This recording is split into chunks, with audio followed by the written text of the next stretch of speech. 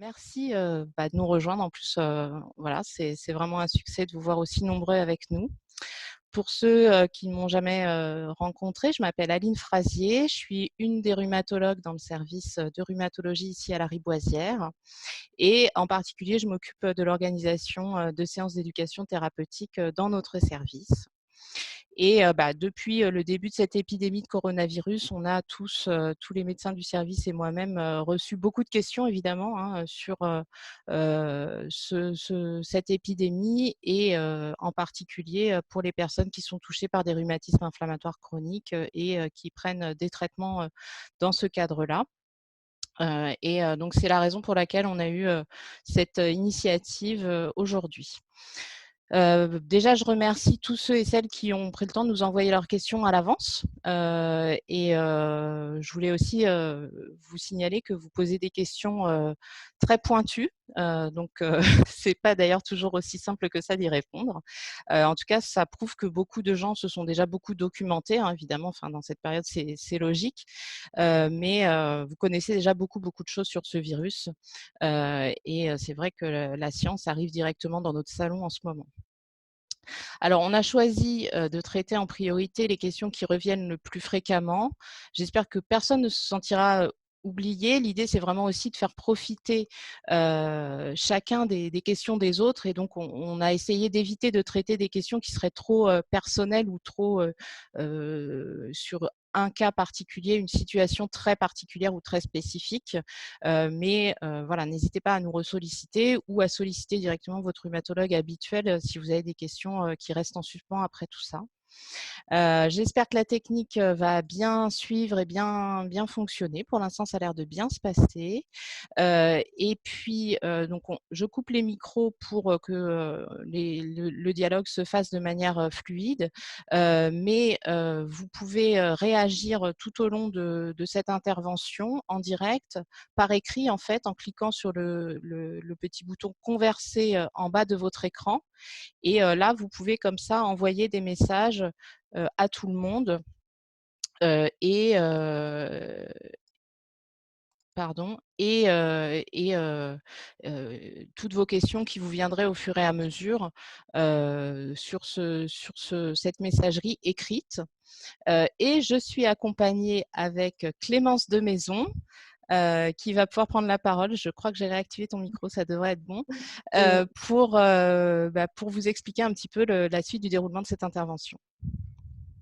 bonjour, je suis Clémence Demaison. Je coordonne des programmes d'éducation thérapeutique en rhumatologie à l'hôpital Lariboisière. Et aujourd'hui, je vous propose d'être votre porte-parole parce que ce serait trop compliqué que tout le monde parle et pose ses questions les uns après les autres. C'est pour ça qu'on vous a demandé d'écrire un mail. Il y en a eu beaucoup, on vous remercie.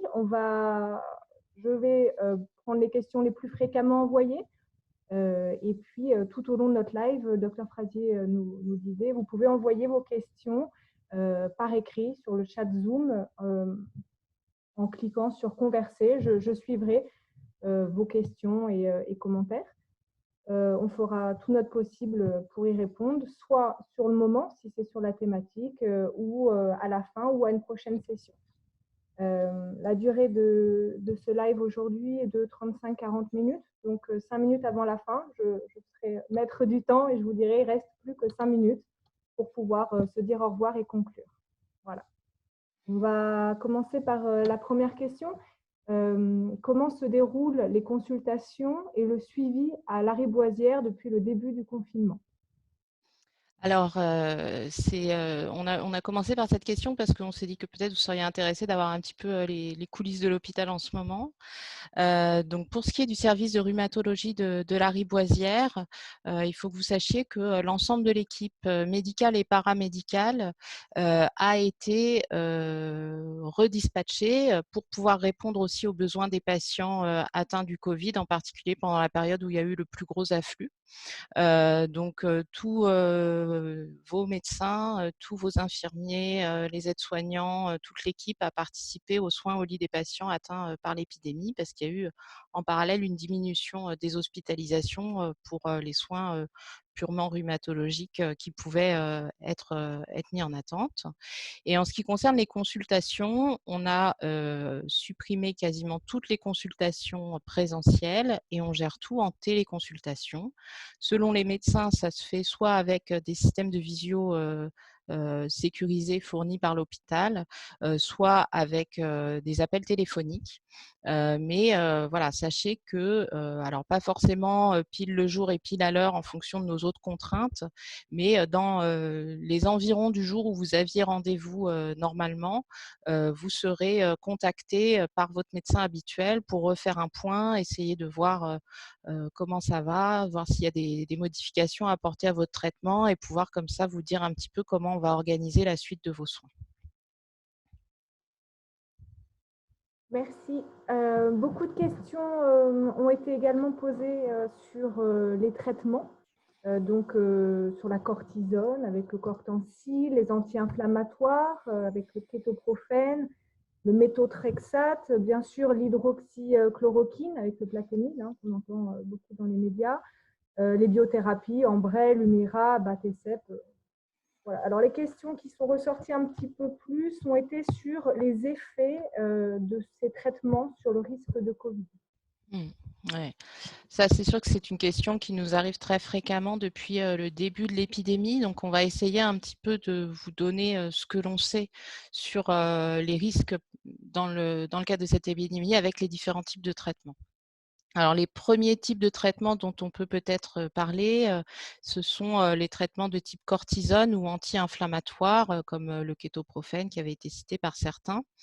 Donc ça, ce sont des traitements qu'on utilise plutôt en rhumatologie en fonction des poussées inflammatoires ou des douleurs pour soulager les poussées.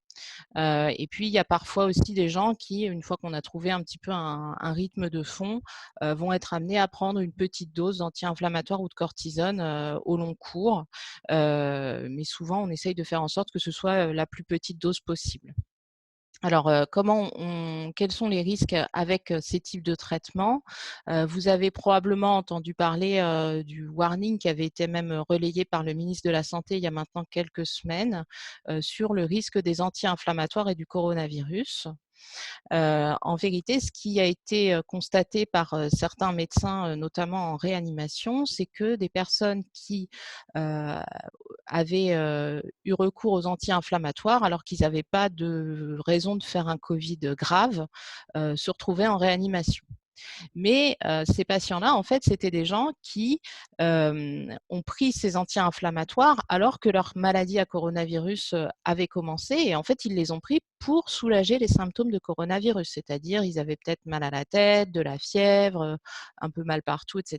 Et ils se sont dit, bah, je vais prendre quelque chose. Et ils auraient pu prendre du paracétamol, du Doliprane. Mais là, ils ont eu l'idée de prendre un anti-inflammatoire. Et c'est dans ces circonstances-là que l'anti-inflammatoire a été suspecté comme étant un facteur d'aggravation. Quand les gens prennent des anti-inflammatoires pour une migraine alors qu'ils n'ont aucun signe de Covid, il n'y a pas de raison que ça fasse qu'ils attrapent le Covid ou qu'ils fassent une forme de Covid grave à ce moment-là. Donc, en pratique, pour nous, en rhumatologie, si j'ai une poussée de ma spondylarthrite, que j'ai un gros genou, un gros poignet et que d'habitude, c'est les anti-inflammatoires, le traitement qui me permettent de passer ce cap, je suis tout à fait autorisée, si j'ai pas de fièvre, si j'ai pas de toux, si j'ai pas de signes évocateurs de Covid, à prendre mon anti-inflammatoire pour être soulagée et pour passer ce cap de poussée. Et c'est la même chose pour la cortisone, en fait, hein. Et puis en parallèle de ça, bah, vous avez peut-être vu aussi que on a pu proposer même de la cortisone à des patients en réanimation pour gérer la phase inflammatoire, mais ça, on va peut-être y revenir un peu plus tard. Et pour les traitements de fond, méthotrexate, biothérapie, on dit qu'ils sont immunosuppresseurs, qu'ils peuvent générer des infections pulmonaires plus ou moins graves. Qu'en penses-tu? Alors, c'est effectivement quelque chose qui est clair sur ces traitements. On sait que sous traitement de fond et notamment sous biothérapie, les patients qui ont un rhumatisme inflammatoire ont une augmentation du risque d'infection et une augmentation du risque d'infection sévère. Et toutes les personnes qui sont sous biothérapie aujourd'hui savent qu'elles ont eu un bilan préthérapeutique qui justement cherchait à minimiser ce risque en dépistant des infections qui pourraient se réveiller une fois le traitement mis en place et en faisant des vaccinations pour limiter le risque de ce type d'infection favorisée par les traitements parce qu'ils dérégulent ou ils changent la façon d'être régulé de notre système immunitaire, notre système de défense. C'est pour ça que le Haut Conseil de la santé publique a considéré que les personnes qui sont sous traitement immunosuppresseur ou immunomodulateur au long cours doivent être considérées comme des personnes à risque. C'est cette précaution qui a été prise et donc toutes les personnes suivies pour un rhumatisme inflammatoire avec ce type de traitement au long cours sont considérées à risque dans le cadre de la gestion de l'épidémie. Mais on a tout de même des éléments qui sont rassurants puisque quand on observe les personnes qui ont été hospitalisées, que ce soit lors de l'épidémie en Chine ou maintenant dans les pays européens, quand on regarde quels facteurs de risque ils avaient d'être hospitalisés pour un Covid, l'existence d'un traitement immunosuppresseur ou immunomodulateur n'apparaît pas comme un des facteurs de risque. Ce qui apparaît, vous l'avez sûrement entendu, c'est l'hypertension, l'obésité, etc. Donc ça, c'est quand même un élément qui est rassurant, qui amène d'ailleurs qui est un élément de plus qui prouve que cette infection à coronavirus est quand même assez particulière par rapport à d'autres types d'infections que l'on connaît. Mais en tout cas, finalement, ces traitements, on a la précaution à prendre de se dire d'habitude, ils altèrent un petit peu la réponse immunitaire aux infections, donc restons prudents. Mais toutefois, ils ne ressortent pas comme facteur de risque majeur de vraiment développer des infections, en particulier d'être hospitalisé ou de passer en réa. On n'a pas la preuve qu'ils augmentent ce risque. Donc, on se base vraiment sur un principe de précaution pour vous classifier en personne à risque. On a eu aussi des questions sur un potentiel effet positif des traitements pour empêcher la fameuse tempête cytokinique. Qu'est-ce que tu peux en dire? Alors ça, c'est l'autre versant, pardon, j'admets quelqu'un qui était resté en salle d'attente, c'est l'autre versant de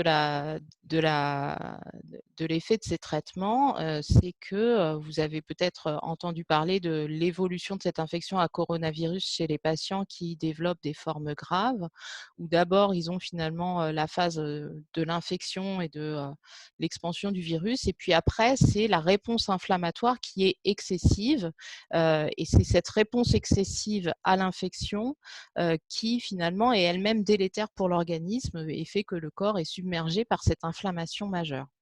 Et vous le savez, les traitements immunomodulateurs, immunosuppresseurs, ils agissent pour réguler le rhumatisme justement en empêchant l'inflammation majeure.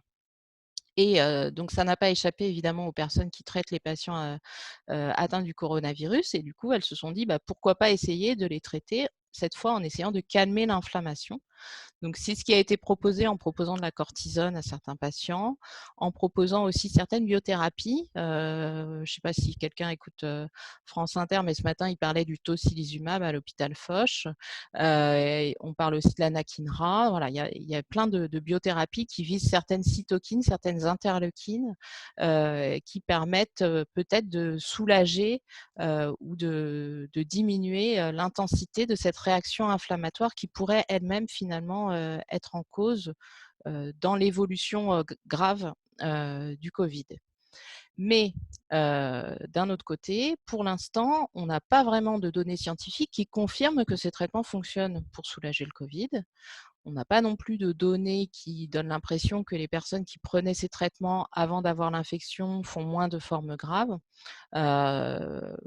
Comme vous le constatez peut-être, il y a encore énormément d'inconnus dans ce domaine. Et ce qui est important, en tout cas, c'est de faire les recherches et les études de manière rigoureuse pour pouvoir avoir des réponses plus précises à vous apporter. On a une personne qui sur Conversé nous dit, et lorsque l'on a en plus une allergie médicamenteuse, sulfamide, antibactérien et bactérien, est-ce que les risques pour être soigné sont plus grands d'avoir une allergie médicamenteuse en plus? Alors, les allergies, ça va limiter le recours au traitement auquel vous êtes allergique, puisque si on vous donne un traitement auquel vous êtes allergique, on va vous faire plus de mal que de bien. hein. Mais heureusement, alors déjà, les traitements pour l'instant du Covid, sont des traitements assez basiques, c'est-à-dire que, pour les gens qui ont de la fièvre, on donne du paracétamol. Pour les gens qui sont déshydratés, on les hydrate, notamment avec des perfusions. Ceux qui sont au contraire un peu trop, en œdème et cetera, si le cœur faiblit, on va, leur donner, des diurétiques. Enfin, ce sont des traitements qui sont ce qu'on pourrait appeler des traitements de support, qui aident les gens finalement à tenir, leur organisme à tenir le coup en attendant que l'infection soit, réglée par notre système immunitaire. Ensuite, parfois, il peut y avoir une crainte sur des surinfections avec cette fois-ci des bactéries, pas des virus, et c'est là où les antibiotiques peuvent être utiles. Bon, bah, s'il y a besoin d'un antibiotique et que vous êtes allergique à certains antibiotiques, on a cette chance quand même d'avoir tout un panel d'antibiotiques différents pour pouvoir remplacer l'antibiotique auquel vous êtes allergique et vous le donner si c'est nécessaire.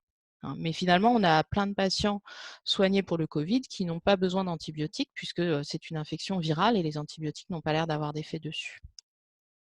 On a une autre question en ligne. Le vaccin pneumo 23 peut-il avoir une protection par rapport au Covid? Mmh. Alors ça, c'est un vaccin qui est développé pour cibler le pneumocoque et toutes différentes souches, en fait 23 souches de pneumocoque, qui est une bactérie qui donne des pneumonies. Hein. Donc a priori, il n'est pas conçu pour agir sur d'autres microbes que le pneumocoque, hein. Après, vous avez peut-être entendu parler, par exemple, d'un effet potentiellement protecteur de la vaccination contre le BCG pour le Covid, Oui. parce qu'il peut y avoir effectivement une réactivation du système immunitaire ou peut-être des marqueurs communs à plusieurs bactéries ou à plusieurs virus, à plusieurs agents infectieux qui pourraient permettre d'avoir une couverture de l'un par l'autre. Mais tout ça, c'est complètement à l'état de recherche très préliminaire pour le moment. On n'a aucune donnée pour penser ça. Donc, il ne faut pas considérer que si on est vacciné contre le pneumocoque, on est vacciné contre le Covid. Malheureusement, non. D'accord. Et pour le plaquenil, on en entend beaucoup parler. Qu'est-ce que tu en penses sur l'efficacité du traitement sur Mm. le Covid? Alors, la difficulté qu'on a avec ces données sur le plaquenil, c'est que finalement, on peut rien en tirer. C'est le reproche qui est fait au professeur Raoult, parce que ça part quand même d'une base théorique et in vitro assez solide, son idée de proposer du plaquenil. Mais malheureusement, la façon dont il a mené les études thérapeutiques chez l'humain ne permet pas d'avoir des données suffisamment solides pour pouvoir en tirer quelques conclusions que ce soit. C'est-à-dire, on ne peut pas savoir si ça marche vraiment ou si les gens ont été mieux, parce que la plupart des gens qui ont le Covid finissent quand même par aller mieux, hein. Il faut savoir qu'on a quand même une maladie qui le plus souvent guérit toute seule. Donc, est-ce que ces gens qui ont été mieux, c'était parce que ils ont eu le plaquenil, ou est-ce que c'était parce que c'était la nature qui a fait son travail et qui leur a permis d'aller mieux? Bah, aujourd'hui, avec les études qui sont disponibles, on n'a pas de moyen de le savoir. Et puis d'un autre côté, il y a quand même des craintes sur les effets secondaires du plaquenil chez ces patients. Alors certains d'entre vous sont peut-être sous plaquenil. Le plaquenil pris dans le cadre d'un rhumatisme au long cours, aux doses qu'on propose pour les rhumatismes, c'est pas tout à fait la même chose que le plaquenil pris dans le cadre d'une infection. Souvent, ce sont des plus fortes doses. Et cette infection à Covid, qui encore une fois est très particulière et qu'on ne comprend pas encore parfaitement, elle peut quand même visiblement aussi donner des manifestations cardiaques. Et donc, c'est peut-être aussi dans ce contexte-là que le plaquenil donne plus d'effets secondaires cardiaques. En tout cas, c'est une alerte que l'on a à ce sujet. Donc, ça incite aussi à la prudence sur ces résultats. Donc, en pratique, ce qui a été décidé à l'hôpital Lariboisière de manière collégiale, c'est de ne pas proposer ce traitement pour les patients hospitalisés. De toute façon, ça ne correspond pas vraiment à la cible proposée aussi dans les études présentées par le professeur Raoult. Et bah, on est impatient d'avoir des données claires sur ce sujet pour pouvoir trancher sur cette discussion. Et pour ceux qui en prenaient déjà, qui avaient déjà ce traitement habituellement, certains nous ont posé la question sur un éventuel risque de pénurie. Est-ce qu'ils vont pouvoir se procurer leur traitement? Mmh. Alors là, on a eu un engagement du laboratoire qui fabrique le plaquenil, hein, qui s'est organisé, qui a créé une ligne téléphonique pour pouvoir répondre aux appels, soit directement des patients ou des pharmacies, etc., pour pouvoir procurer le Plaquenil à toutes les personnes qui en prenaient déjà d'avance et qu'elles ne soient pas en rupture de traitement. Donc, à ce jour, on n'a pas de crainte à avoir. Si on est sous Plaquenil habituellement, on pourra se procurer son traitement. Il faut peut-être juste anticiper un petit peu plus par rapport à ce qu'on faisait d'habitude pour être sûr de l'avoir à temps et de ne pas avoir d'obligation de l'interrompre par manque de traitement. Le pharmacien mettra peut-être un peu plus de temps à se le procurer, mais il pourra l'avoir. D'accord. Une personne nous demande s'il y a des effets secondaires pour les yeux sur le Plaquenil. Alors le Plaquenil, oui, c'est connu sur l'exposition au long cours, c'est-à-dire sur plusieurs années au Plaquenil, on peut avoir des anomalies sur la rétine. C'est pour ça que quand quelqu'un prend du Plaquenil de manière prolongée, on lui demande de voir son ophtalmo pour faire vérifier la rétine une fois par an ou tous les 2 ans. Donc là, c'est pas trop une préoccupation pour les patients qui en prendront éventuellement dans le cadre du Covid, puisque ce sera un traitement de courte durée. Okay. Alors, on va passer sur un petit peu le confinement. Dans cette période, on a eu quelques personnes qui nous demandent s'il faut se protéger davantage, si on peut sortir un peu avec toutes les mesures barrières qu'on entend dans les médias, hein, dans son coude, un peu d'espace, etc. Qu'est-ce que tu en penses? Alors, je pense que vous pouvez sortir. Vous êtes considéré comme personne à risque, mais vous avez aussi besoin, je pense, de voir un petit peu le soleil. Heu, donc oui, vous pouvez sortir avec les précautions. Voilà, alors après, c'est là où il y a toujours un degré d'incertitude et où il va falloir aussi moduler en fonction de son propre niveau de stress, du niveau de stress de l'entourage, de quel type de sortie on veut faire, et cetera. C'est ça, et finalement, c'est là où vous avez aussi la liberté de faire vos choix après avoir réfléchi, vous êtes documenté, vous êtes informé, avoir échangé avec votre entourage. Mais ce qui est très important, effectivement, c'est de bien suivre ces mesures barrières, c'est-à-dire de garder une distance d'au moins 1 mètre par rapport aux autres personnes que l'on est amené à rencontrer et de bien se laver les mains, soit au soluté hydroalcoolique, soit à l'eau et au savon, très soigneusement, hein, voilà, en passant bien les pouces, les poignets, et cetera, en prenant bien le temps de le faire soigneusement, à chaque fois que vous allez finalement toucher quelque chose, ou quelqu'un, et cetera. Voilà. Et puis, alors après, faut-il mettre un masque? Je dirais aussi que ça dépend du type de sortie que vous êtes amené à faire. Peut-être que si vous avez un risque important de vous retrouver proche de quelqu'un ou si vous avez la crainte que quelqu'un se rapproche trop sans faire attention, d'avoir le masque peut être sécurisant. Hem, mais si vous savez que vous allez être dans un endroit où il y a très peu de monde, que vous serez forcément à une bonne distance de sécurité des autres et que vous allez probablement rencontrer personne, le masque ne sert à rien. D'accord. Et on a une personne qui écrit: j'ai une infiltration à faire dans le cadre d'une spondylarthrite. En conséquence de l'épidémie, je n'ai pas pu l'effectuer. Qu'en est-il actuellement et quand cela sera-t-il possible? Mmh. Il faut le Alors faire pendant là, le confinement. Après, on parle du 11 mai, là on va mmh, y venir. Il y a eu mmh, beaucoup de questions sur le déconfinement, cette date 11 mai. Mais déjà là maintenant, si on a ouais, un rendez-vous médical là, qui est quand même important, une infiltration, qu'est-ce qu'on fait? mmh.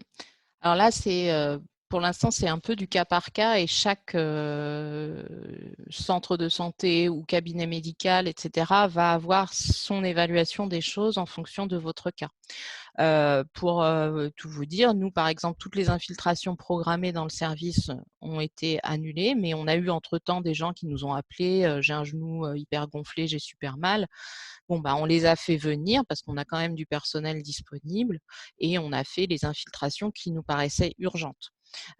Donc pour votre cas, il faut vraiment, pas hésiter à entrer en relation avec, le service ou avec, le médecin, qui s'occupe de vous d'habitude pour lui dire, voilà, pour évaluer avec lui finalement le degré d'urgence. Est-ce qu'on peut réussir à patienter avec d'autres méthodes ou pas? Et si on ne peut pas, nous, on peut s'organiser pour réussir à faire quand même cette infiltration ou alors trouver des cabinets de radiologie si c'est sous scopie ou un cabinet libéral pour faire cette infiltration. Il y a quand même, voilà, l'idée c'est que on est obligé de faire des sélections par difficulté de disponibilité, mais on ne veut pas non plus se mettre dans une situation où on laisse de côté des choses qui ont besoin d'être soignées et qui pourraient s'envenimer si on ne les prend pas en charge. Donc, nous, on arrive quand même à avoir un petit peu plus de disponibilité pour répondre à vos appels et à vos questions. N'hésitez pas à nous solliciter pour tout ça. Ensuite, la majorité des questions par mail, et là je vois question Sabine, j'essaie de suivre en même temps le livre. Donc en fait, sur les modalités du déconfinement, quand on est atteint d'un rhumatisme inflammatoire, donc est-ce qu'on peut retourner au travail? Est-ce qu'on peut renvoyer nos enfants à l'école? Est-ce qu'il faut, est-ce qu'on est considéré comme personne à risque? Là, il y a plusieurs personnes qui précisent leur traitement et qui disent est-ce que je suis plus à risque le fait d'avoir ça? Est-ce que du coup, il faut que je me mette en arrêt de travail ou je travaille dans la restauration alimentaire? Donc, est-ce qu'il faut que je me mette en arrêt de travail? Est-ce que je reprends? Est-ce qu'il faut envisager de rester finalement confiné de manière plus allongée? C'est un petit peu les questions qui ressortent là. C'est vraiment difficile de répondre à ça et je pense que cette épidémie, elle nous apprend quelque chose, elle nous apprend à devenir réactifs et à être un petit peu plus au jour le jour dans notre vie. Que ce soit dans notre travail, dans notre organisation personnelle, etc. Alors là, clairement, je pense qu'il faut qu'on attende d'avoir plus d'informations sur comment le gouvernement envisage les choses. Par exemple, il y a eu pas mal de questions sur est-ce que je pourrais prendre les transports avec masque, sans masque, etc. Mais en fait, ça probablement, les mesures qui vont être proposées à la population générale seront probablement aussi suffisantes pour vous. C'est ce qui ressort là. Voilà. Peut-on utiliser les transports en commun? Quel mode de transport favoriser pour limiter les risques de contamination? Quel masque? Mmh. On sent un flou un petit peu. Oui, bon, enfin, je pense que même les gens qui n'ont pas de maladie chronique sentent un flou en ce moment, sans vouloir aborder des questions plus politiques. Et donc, je pense que là, il va falloir qu'on attende un petit peu pour pouvoir vous donner des recommandations plus fiables. D'une manière générale, voilà, il faudra continuer d'utiliser les mesures barrières. Vous avez vu que pour le télétravail, pour l'instant, il semble que la recommandation, ça va être de continuer quand même en télétravail pour tout le monde. Je pense qu'il va falloir continuer aussi de limiter quand même les sorties. Bon, donc, je pense que déjà les mesures qui vont être proposées un peu à tout un chacun vont déjà couvrir une grande majorité d'entre vous comme le reste. Voilà. Après, sur les types de masques, il y a quand même quelque chose, je voulais vous montrer, c'est que les masques comme celui-ci, là, le FFP2, vous savez, le canard, là, qui est censé être du coup le masque le plus protecteur, il est le plus souvent excessivement protecteur et pas du tout nécessaire. C'est-à-dire que pour nous, professionnels de santé, il est recommandé que pour les gens qui vont au lit des patients qui toussent beaucoup ou qui sont sous masque à haute concentration d'oxygène et qui donc sont à risque d'aérosoliser, ou pour les réanimateurs quand ils les intubent. Voilà, c'est quand on fait des soins très très rapprochés avec un malade qu'on a besoin de ce type de masque. Donc je pense que d'une manière générale, un masque chirurgical est largement suffisant pour la majorité des déplacements au quotidien où on n'est pas là en train d'aller se mettre sous le nez des gens qui toussent. D'autant plus si tout le monde en porte, puisque dans ce cas-là, vous avez la personne contagieuse qui, elle, porte un masque, et là, ça limite énormément. Et si en plus la personne en face porte un masque de protection, bah, là, il y a très très peu qui passent. Et encore une fois, le masque, c'est intéressant, mais si on a la distance, finalement, le masque, il ne sert plus à rien, parce que le postillon, de toute façon, il n'arrive pas jusqu'à vous. Et on lave les mains, on lave les mains, on lave les mains. C'est-à-dire que le masque, c'est un petit plus, mais ce n'est pas forcément la majorité de la protection. J'ai une question. Avons-nous le droit d'avoir une ordonnance pour les masques puisque nous faisons partie des patients à risque, des personnes à risque? Alors, je pense qu'en pratique, il n'y aura pas, pour l'instant, nous, on n'a aucune recommandation allant dans ce sens-là, et les pharmaciens ne peuvent pas en donner. Et ensuite, je pense qu'il ne va pas y avoir besoin parce que, vu ce qui s'est dit, enfin voilà, on a entendu le ministre ce matin à la radio, Je pense qu'il y aura des masques pour tous au moment du début du déconfinement le 11 mai et donc vous y aurez droit comme tout un chacun. Parce qu'encore une fois, la protection, c'est surtout si les gens contaminés le portent. C'est là où ça marche très très bien. Donc il faut que tout le monde l'ait parce que si vous, en tant que personne fragile, vous portez un masque, si les gens qui risquent de vous contaminer, eux, n'en portent pas, ce ne sera pas efficace suffisamment. D'accord. Peut-on garder le même masque toute la journée? Bah, là, après, c'est plus une question d'hygiène. Moi, pour avoir eu du coup l'occasion de porter le masque toute une matinée en continu quand on est au lit des malades Covid, quand on l'enlève pour manger, si on veut le remettre, c'est pas possible en fait. Hein. D'accord. C'est sale. Mais un masque sans lunettes protectrices, ça ne sert à rien. Bah, Est-ce qu'on met des lunettes également pour se protéger? Parce que là là, il y a aussi, la partie nous, respiratoire, mais la partie oculaire. ouais, c'est vrai, hein, les gouttelettes, elles peuvent contaminer par les narines, par la bouche, mais aussi par les yeux. Mais en pratique, bon, à moins d'avoir vraiment un contact très rapproché, nous, par exemple, quand on va dans les chambres des malades Covid, si c'est simplement pour dire bonjour, on ne met pas les lunettes. Par contre, si on va l'aider à se brosser les dents, là, oui, il faudra mettre les lunettes. Vous voyez, c'est toujours la question du degré de proximité qu'on va avoir avec une personne potentiellement contagieuse. Donc, Pour porter des entretenir, lunettes de protection, ça me paraît excessif quand on n'est pas aux soins, au lit d'un malade atteint du Covid. d'accord. Et pour entretenir un masque en tissu correctement, je le lave tous les soirs, c'est ça, 60 degrés, qu'est-ce que c'est? Les Oui, c'est ce recommandations? qu'on lit sur les recommandations, effectivement, c'est à peu près ça. Mais je vous dis, en fait, le fait de le laver, c'est non seulement pour éliminer le virus, mais aussi par hygiène, parce que Oui, vous parce que transpirez sous votre masque, vous avez votre haleine qui arrive dans le masque et ça se salit. ok, j'avance un petit peu parce qu'il est déjà 35. Il y a encore quelques questions par rapport. On nous a demandé si des poussées du rhumatisme pouvaient être déclenchées par l'infection Covid ou au contraire si le Covid pouvait provoquer des rhumatismes. Mmh. Alors, des poussées déclenchées par l'infection Covid, c'est pas quelque chose de décrit. Mais c'est vrai que si vous faites une infection Covid, vous allez probablement au moins suspendre votre traitement de fond habituel. Donc du coup, il y aura potentiellement un risque de poussée, plus lié peut-être à l'arrêt du traitement.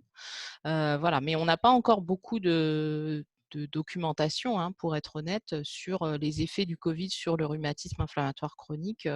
Voilà, pour l'instant, on a des petites expériences rapportées, mais on n'a pas de données très claires. Et à l'inverse, sur des personnes qui, après avoir eu le Covid, déclencheraient un rhumatisme, pour l'instant, 2-3 petites choses anecdotiques qui ont été racontées comme ça, mais ça a l'air très très rare. Il n'y a pas l'air d'y avoir de manifestations articulaires à proprement parler du Covid. Et si on a une poussée de rhumatisme, du coup, comment on fait dans cette Alors, si on a une période? poussée de rhumatisme, alors qu'on a le Covid, tu veux dire? Là, Ah là, maintenant. et ben là, si on a une poussée de rhumatisme, encore une fois, si vous avez pas de signe de Covid, vous traitez votre poussée comme vous le faites d'habitude, soit par corticoïdes, soit par anti-inflammatoire, soit des antalgiques. Et puis, si vous vous en sortez pas avec la méthode habituelle que vous avez, vous décrochez le téléphone pour essayer d'alerter soit votre médecin traitant, soit votre rhumatologue. Ils vont voir s'ils peuvent gérer à distance en téléconsultation. Si besoin, ils vont vous faire venir pour une consultation présentielle ou voire même une hospitalisation. On a quand même encore des lits C'est ce ou que une tu disais au début. infiltration en urgence ou des choses comme ça. Voilà. Donc, voilà, n'hésitez pas, encore une fois, à nous solliciter s'il y a une situation que vous n'arrivez pas à gérer, pour laquelle on peut vous aider. C'est ce que tu disais au début, vous restez quand même là. Il y a une partie Covid, mais une partie aussi Mmh. pour continuer à suivre les patients qui étaient déjà là avant et suivis par vous. Bah oui, D'ailleurs, bien j'ai une sûr. question sur le renouvellement d'ordonnance de Cimzia et méthotrexate. Mmh. Alors là, c'est pareil. Normalement, vous aviez votre rendez-vous prévu avec votre rhumatologue. Donc, il va vous contacter dans la période autour du rendez-vous prévu pour revoir avec vous si ce traitement lui semble toujours adapté avec voilà, une téléconsultation ou une consultation téléphonique. Et à ce moment-là, il va s'organiser. On a nos secrétaires qui viennent bosser et qui font un travail remarquable pour réussir à après vous envoyer les ordonnances, y compris les ordonnances bourse de médicaments d'exception pour que vous puissiez vous procurer vos traitements. 3 dernières petites questions. Donc, on a la kiné me manque beaucoup. Comment peut-on y remédier? Ah, alors c'est vrai, ça c'est un gros problème. J'ai commencé à entendre parler de possibilités pour des kinés de faire des consultations en téléconsultation en fait, donc de peut-être pouvoir comme ça passer un moment avec vous à distance pour soit vous coacher entre guillemets, vous motiver ou vous guider sur les exercices qui pourraient être applicables. Je pense que ça c'est jouable donc pour tout ce qui est finalement de la kiné active, tout ce que vous pouvez faire en autonomie. Et c'est jouable aussi si le kiné vous connaît déjà, a déjà fait son bilan pour évaluer un petit peu ce qu'il peut faire avec vous, quoi. Voilà, donc ça c'est un petit peu limité. Ensuite, je sais que certains kinés ont basculé plus sur de la visite à domicile pour certains d'entre eux, mais ça, c'est peut-être pas trop valable en région parisienne où il y a beaucoup moins de kinés qui font du domicile que dans des endroits peut-être plus loin des villes. Voilà. Alors après, pour ce qui est lombaire, je me permets de vous conseiller une petite application qui s'appelle ActiveDo. Oui, tout à fait. Clémence témoigne et apprécie. Bonne J'ai pas d'action, hein, c'est l'assurance maladie qui a fait cette application. Moi, j'avais demandé à Hélène, une de nos kinés, de me dire ce qu'elle en pensait et elle m'avait dit que c'était assez bien fait. Et donc, je la conseille à pas mal de gens pour des auto-exercices. Il y a un petit chrono et tout. En plus, enfin, je trouve que c'est assez bien fait. Voilà. Donc, faut pallier, faut essayer de trouver des moyens de faire un petit peu d'activité physique régulièrement. Et puis, on espère, enfin, n'hésitez pas là encore à essayer de contacter vos kinés parce que je pense que du coup, étant moins pris par les soins, ils peuvent aussi prendre le temps de passer du temps à vous répondre, à essayer de trouver des solutions et à vous guider aussi pour le choix d'aide. Il y a peut-être des vidéos en ligne et des choses comme ça qui pourraient vous conseiller. Alors, 2 dernières questions. Une personne se demandait si nous pouvions être contaminés par le moustique tigre. Ah oui, alors ça, c'est une question, j'avoue, je m'y attendais pas, mais c'est pas bête du tout. Bravo d'avoir eu cette idée. Et donc, j'ai quand même vérifié avant de vous répondre et je peux vous confirmer qu'il n'y a pas de risque de contamination par le coronavirus par les piqûres de moustiques, y compris moustiques tigres. Et puis pour finir sur quelque chose de un peu social et sympathique, est-ce qu'on peut aller voir nos petits-enfants? Mmh. Pour les grands-parents, est-ce que Alors, les voir, oui. euh, Les embrasser, je sais pas. Les toucher, je sais pas. C'est très délicat. Là, je peux pas vous dire, moi qui suis maman, mes parents sont pas âgés, hein, voilà, mais on n'est pas allé les voir. oui. Mais c'est vraiment des choix personnels. Je Si vous êtes à l'aise avec ça, que c'est quelque chose, voilà, de discuter, d'échanger avec la famille, l'entourage et tout, pour se dire non mais c'est trop dur de pas les voir, je vais les voir, je vais les voir. Après, lavage des mains, essayer d'éviter les échanges de fluides et de rester un petit peu à distance, de pas être à portée de postillon, etc. Mais voilà. Et puis sinon, voir si vous pouvez trouver d'autres moyens de passer du temps ensemble avec la visio, le téléphone et d'autres méthodes de ce type-là éventuellement. Je peux pas enfin voilà, ce serait ridicule de vous dire non, n'y allez pas. Chacun fait son choix en connaissance de cause. J'espère que notre petite discussion là vous donne un petit peu des éléments pour faire votre réflexion. Et puis, je pense que vu toutes les questions qu'il y a, on aura peut-être l'occasion de faire d'autres rendez-vous du même type. En tout cas, tout le monde a l'air vraiment de remercier Bah, vous par êtes nos là super. aujourd'hui. Je vais me Merci permettre d'avoir pris le de… temps de répondre à toutes ces questions. On n'a pas répondu à toutes, mais certaines, les réponses étaient déjà données. Pour le reste, pour les hôpitaux de jour, etc., n'hésitez pas, hein, c'est ce que disait le docteur Frazier, à contacter les secrétaires, à contacter votre rhumatologue, votre médecin traitant si vous avez des questions. C'est aussi des personnes qui sont ressources. Voilà. Merci à tout le monde. Je rallume les micros si quelqu'un veut dire un petit mot. Je veux vous signaler aussi qu'on a enregistré cette vidéo qu'on va essayer de rediffuser à distance. Donc, si certains d'entre vous Normalement, je pense qu'on ne verra pas votre tête, mais si jamais vous voulez absolument être sûr de ne pas apparaître, envoyez-moi un message pour qu'on s'assure de l'absence de vision de votre tête ou de votre nom sur la vidéo au cas où. Sur etp.rhumato.lrb@aphp.fr. Voilà, c'est l'adresse avec laquelle on vous a contacté et à laquelle vous avez pu envoyer vos questions. On vous envoie très vite le lien pour revoir la vidéo éventuellement ou pouvoir la faire suivre à des gens autour de vous. Et aussi, si vous êtes d'accord, on se fixera un prochain rendez-vous. On vous enverra une date si ça vous intéresse. Je rallume les micros pour ceux qui veulent dire un petit mot et à bientôt.